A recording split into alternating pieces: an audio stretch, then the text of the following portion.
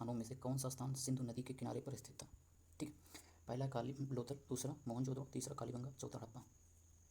तो हम बात करें सिंधु घाटी सभ्यता की, तो सिंधु घाटी सभ्यता जो थी वो क्या था, मोहनजोदड़ो का एक पार्ट है जो ध्वंस अवशेष बचे थे पाकिस्तान के सिंध प्रांत। अब सिंध प्रांत जो ये पाकिस्तान है, ऐसे करके ये पाकिस्तान, तो ये इधर का जो पार्ट होता है ये होता है सिंध प्रांत। ये क्या होता है, ये सिंध प्रांत होता है। इस सिंध प्रांत में एक रिवर है जो इंडिया से निकल के ऐसे पंजाब से होकर जाती है, सिंधु नदी। कौन सी नदी जाती है, सिंधु नदी जाती है। तो सिंधु नदी का ये लेफ्ट हो जाता है, ये आपका लेफ्ट, और ये आपका राइट हो जाता है, ये आपका राइट हो जाता है। तो सिंधु नदी के तट पर जो शहर स्थित था वो शहर था मोहनजोदड़ो। क्या था, मोहनजोदड़ो।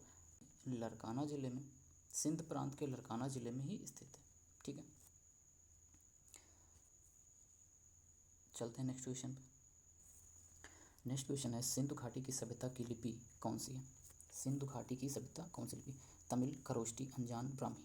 अब इस लिपि को आप लोग तुरंत ही गलत कर दोगे, क्योंकि आप लोग करोगे टिक, कौन सा ऑप्शन, आप लोग टिक करोगे खरोष्टी लिपि, जो कि गलत है, एग्जामिनर गलत करेगा। जैसे देखोगे ऐसे पैट में क्वेश्चंस आते हैं सेम टू सेम। तो इसकी है ये अंजान, यहाँ पे लिखा हुआ है, इसका ऑप्शन सही होगा अज्ञात। ये अज्ञात है, क्या है, अज्ञात। ठीक, अज्ञात है।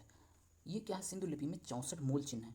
कितना, 64 मूल चिन्ह है, जिसमें 250 से 400 तक अक्षर है। अभी तक जितना रिसर्च हुआ है 250 से लेके 400 तक, कितना, 250 से 400 तक अक्षर मिले हैं जो कि सेलखड़ी में हैं। और वो सेलखड़ी हैं, आयताकार मोहरें हैं, तांबे की गुटकाएँ हैं, ऐसी सारी चीज़ें मिली हैं, लेकिन उनकी लिपि अभी तक पढ़ी नहीं जा सकी, उनकी लिपि अभी तक पढ़ी नहीं जा सकी। तो उसकी लिपि क्या होगी, अनजान या अज्ञात। ठीक है, चलो चलते हैं नेक्स्ट क्वेश्चन पे।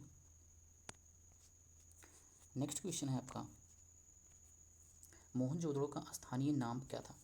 मोहनजोदड़ो का स्थानीय नाम क्या था? रेगिस्तान का टीला, नदीमुख का टीला, मृतक का टीला, जीवन का टीला। तो ये बहुत सिंपल सा क्वेश्चन है, काफ़ी बार एग्जाम में रिपीट हुआ है, और पेट में, पुलिस में, ऐसे यूपी ट्रिपल एस सी के सारे एग्जाम्स में ऐसे ही क्वेश्चन पूछे जाते हैं। कुछ क्वेश्चन होते हैं जो कि काफ़ी हाई लेवल के होते हैं। तो जब हम मृतकों का टीला कहते हैं, इसको सिंधी भाषा का अर्थ ही होता है, सिंधी भाषा मोहनजोदड़ो, मोहनजोदड़ो की बात हम करते हैं तो मोहनजोदड़ो का अर्थ ही होता है मृतकों का टीला। इसका सिंधी लैंग्वेज है, क्या है, सिंधी लैंग्वेज में इसको क्या कहते हैं, मृतकों, इसका मतलब ही मृतकों का टीला होता है। इसकी खोज किसने की थी सर? चलो इस साथ में ये भी लिख लो, इसकी खोज सर्वप्रथम 1922 में, 1922 में राखाल दास बनर्जी, किसने, राखाल दास बनर्जी जी ने की थी। ठीक है, इसकी 1922 से पहले इसका ऐसा कुछ नहीं था। 1922 में जब राखाल दास बनर्जी जी ने इसकी खोज की तो वहाँ काफ़ी कब्र मिले, और ऐसा कब्र जो कि एक क्या कहते हैं, टीले की नुमा हो जाता था, जिससे पहाड़ बन जाता था, तर के ऊपर एक के ऊपर एक, एक के ऊपर जैसे ऐसे ऐसे रूप में मिल गया, ऐसे रूप में। तो ऐसे एक के बाद एक के बाद एक के बाद एक के बाद कंटिन्यू काफ़ी समय तक ऐसे। तो यहाँ पे जो लाशें मिली, जो लाशों के अवशेष मिले, वो एक टीले के रूप में मिला, इसलिए इसका नाम क्या रखा गया, मृतकों का टीला रखा गया। ठीक है, चलो चलते हैं नेक्स्ट क्वेश्चन पे। नेक्स्ट क्वेश्चन आपका आता है, मोहनजोदड़ो में सबसे बड़ा भवन कौन सा है?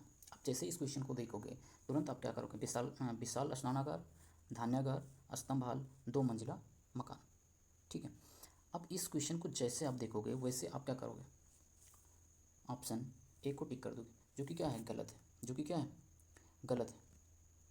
गलत क्यों है, गलत इसलिए है क्योंकि मोहनजोदड़ो में विशाल स्नानागार मिले तो थे, लेकिन धान्यागार भी वहीं पे था। मोहनजोदड़ो में क्या था, धान्यागार ही राइट आंसर होगा, धान्यागार ही राइट आंसर होगा, क्योंकि धान्यागार की अगर हम साइज़ की बात करें तो ये 45.72 मीटर था, क्या, 45.72 मीटर लंबा था, तथा इंटू अगर इसकी हम एरिया निकालने की कोशिश करें तो 22.86 मीटर, 86 मीटर क्या था, ये चौड़ा था। ठीक है, और अगर स्नानागार की बात करते हैं, तो स्नानागार आपका था क्या, 11.88 इंटू आपका था 7.01 मीटर। ये सब क्या थे, मीटर में थे। ठीक है, तो आपका मोहनजोदड़ो से रिलेटेड ये क्वेश्चन था। चलते हैं नेक्स्ट क्वेश्चन पे। नेक्स्ट क्वेश्चन आपका है, वैदिक आर्यों का प्रमुख भोजन क्या था? वैदिक आर्यों का प्रमुख भोजन क्या था? अब वैदिक आर्यों में ये बहुत इंपॉर्टेंट चीज़ होता है। वैदिक आर्यों के समय में इनका जो प्रमुख भोजन था, ऑप्शन में टिक कर देता हूँ, ऑप्शन सही होगा आपका दूध, लेकिन इसका डिस्क्रिप्टिव सुन लो कि मतलब क्या होता है। वैदिक आर्यों के भोजन में दूध, घी, दूध के साथ साथ क्या था, घी था, दही था, मतलब इससे रिलेटेड, दूध से रिलेटेड जितनी भी चीज़ें थी वो उनके प्रमुख भोजन के रूप में जाना गया है। अब ऋग्वेद में जब हम बात करते हैं, ऋग्वेद में दूध में यो यहाँ पे जौ जो है, ये जौ को यो कहा गया है, जौ को यो कहा गया है। और यो को किसमें, दूध में डाल के छीर जिसको आज हम खीर बोलते हैं, छीर का पकवान बनता था।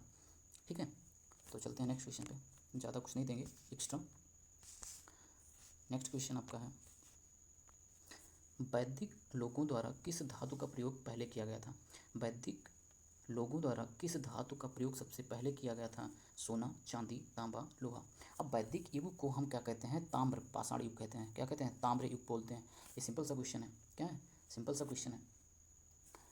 ठीक है, तो आज का वीडियो यहीं तक। अगर वीडियो अच्छी लगी हो तो हमने अभी ऑफलाइन पढ़ा रहा था, अब मैंने ऑनलाइन स्टार्ट किया है। ठीक है, तो मुझे कुछ टाइम लगेगा, लेकिन इतना मैं बताता हूँ कि आपको पेट का स्कोर अगर 80 to 90 कवर करना है, 80 to 90, तभी आप कुछ आगे कर सकते हो, किसी भी एग्ज़ाम में बैठने के एलिजिबल हो सकते हो। और हम तो ये कहेंगे 95 तक आप करो। क्या 95 तक अगर नंबर आप गेन कर लेते हो, समझ लो आपका सिलेक्शन पक्का है, कहीं नहीं जा सकते हो।